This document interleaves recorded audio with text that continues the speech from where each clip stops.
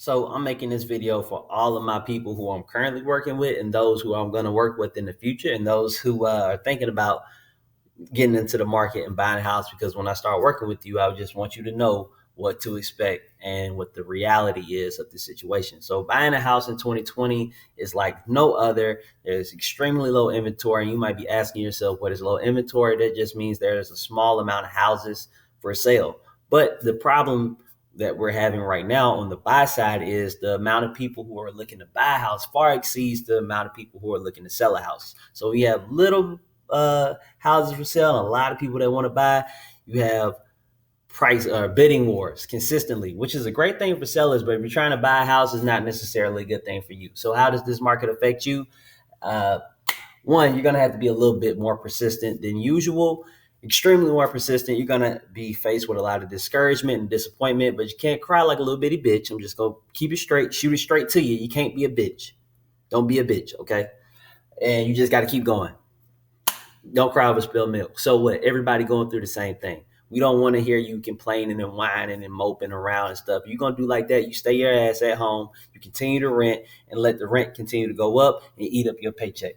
Number two, double digits. What do I mean by that? Most of the houses that are coming up for sale are getting double digit offers, meaning like, okay, so in 2017, 18, 19, you'll put a house up for sale. You might get 2, 3, 4, 5 offers. That was a great thing. Now homes are getting around 20 and 15 offers. What does that mean for you?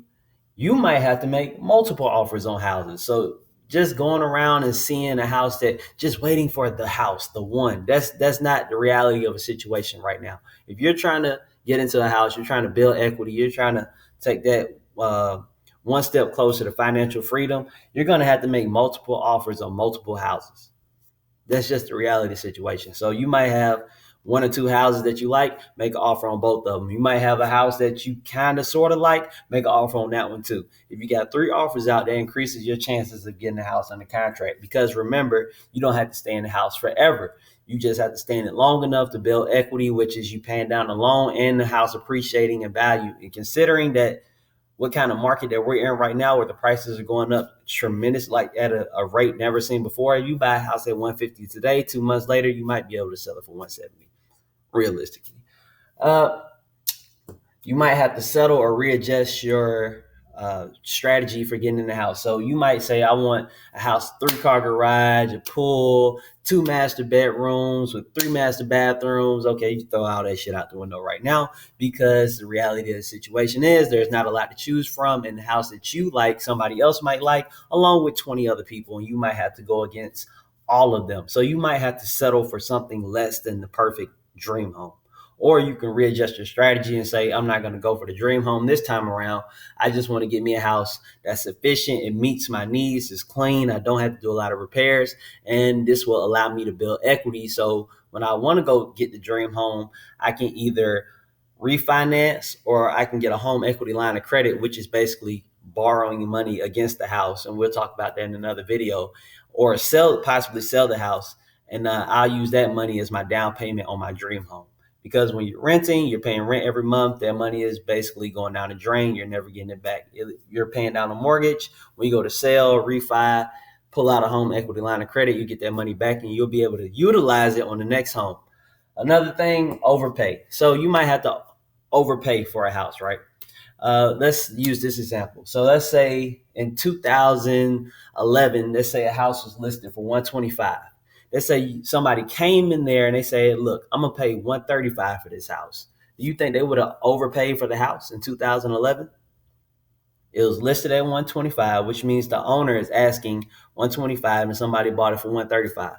A lot of people would say yes, but in real estate, it's not timing the market to see, okay, I'm gonna get in at the bottom and then let the prices go up. None of that stuff matters. This is not the stock market. This is totally different. It's time in the market. So that means get a house, stay in it, live in it for a long time. So they were asking 125, you pay 135 in 2011. Let's say you turn around in 2016, 2017, you sell it for 175. Are they still overpaying for it? The answer is no. That might be what you need to do right now. Somebody's asking 200 for a house, you might have to go 210, 215. You just might have to do it and stick it out, stay in the house for another 2, 3, 4, 5 years. And considering what's going on, which we'll get into that in another video, why prices may continue to go up faster than ever, you'll be fine. You can pay that $215 even though they're asking $200, and you'll be able to sell it for $260, $275. I had one client that bought a new construction home for $235, and right now it is probably worth around $280. So they bought, the give you an idea, they probably bought this house in July of this year, 2020, or June. It was towards the end of June, and now that house is worth 280, like 3 or 4 months later. So number 6, you have to part with the money if you really want a house. So you want to end the process, you're going to have to say, look, I'm going to pay all the closing costs. That's going to give you the best chance of winning an offer. So you have two sides of you got two chunks of money. You got the down payment and you got the closing costs. If you're coming to the owner and you're saying, hey, I'll pay your price, but I want you to pay half the closing costs, and then they have another offer saying, I pay you a little less, but I pay all the closing costs, they're probably going to go with the offer that's going to pay them a little less. Why? Because they'll net less money. So for example, if they ask 200, you say, I give you 200, but I want you to pay $5,000 in closing costs. Somebody can say, look, well, in your situation, they'll net 195. You give them 200, you ask them to pay 5. They'll net 195. Somebody else comes along, they say, look, I will give you 197, but I'll pay all the closing costs. They're going to net more money with the other person, even though the price is lower, so they're going to go with them. So to give yourself the best chance to get a house, what you need to do is pay all of the closing costs. And what that means for you, you're going to have to part with the money that's in your bank account. So if you have $15,000, $10,000, $20,000, $30,000, $40,000 worth of closing costs, and you have that exact number in your bank account, guess what you're going to have to do? You're going to have to empty the bank if you want to end the process. That is the reality of the situation. I'm not here to sugarcoat anything. I'm going to shoot it straight with you. Again, let's go to that number 1. You got to be persistent. You can't be a bitch. Number 7, you're going to have to risk a low appraisal. So what does that mean? If the house is listed at $200,000 and you offer $210,000, the appraisal might come in at $200,000. There is a possibility that the seller is going to say, look, I'm not going to lower the price. You're going to terminate the contract, and you would have wasted probably $900 to $1,000 in inspection money and appraisal money. Or you might have to risk paying the gap. That's just a risk you're going to have to take. If you have an FHA loan, I just want you to be aware, if the appraisal comes in low, that appraisal is stuck with that house for, I think, 90 days, so 3 months. So what does that mean? If they ask 200, you offer 210, if it only appraised for 200, guess what? That house is only worth $200,000 for the next 3 months. Nobody can come in and overpay for that house using a bank loan, and the bank will not fund them more than, they won't even fund them. So they have a 0 down payment loan, right? Which means they don't have to put no money down. The bank can give them all the money. The bank will not give them $201,000. The bank will only give them enough money to buy the house for $200,000. That's if you have an FHA loan, and it's going to be like that for 90 days. Somebody with a conventional loan, or just anybody with some money, might come in and say, look, I don't care. I'll pay the difference. I give you 210.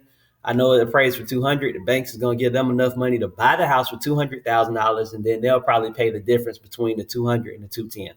Or somebody might come through and pay cash. That's the reality of the situation. You're going to have to risk that. Most likely, if it happens, you'll be all right. You can challenge the appraisal, try to get it higher. If there's a whole bunch of offers on the house and the listing agent is savvy and they've been doing this for a while, they'll know that they can use the amount of offers they have to challenge the appraisal, so the appraisal can go from 200 to 210 and be in your favor. If it comes in low, don't worry about it. Most likely, the seller will drop the price to 200 because they understand that if your appraiser says the house is worth, it's not really your appraiser, it's the bank's appraiser. If they say the house is worth 200, most likely the next appraiser is going to be in the same ballpark, 195, 200, or 205. That's what the next appraiser will appraise the house at. If you guys got any questions, leave them in the comments, text my phone, or DM me. Other than that, I'll see y'all in the next video.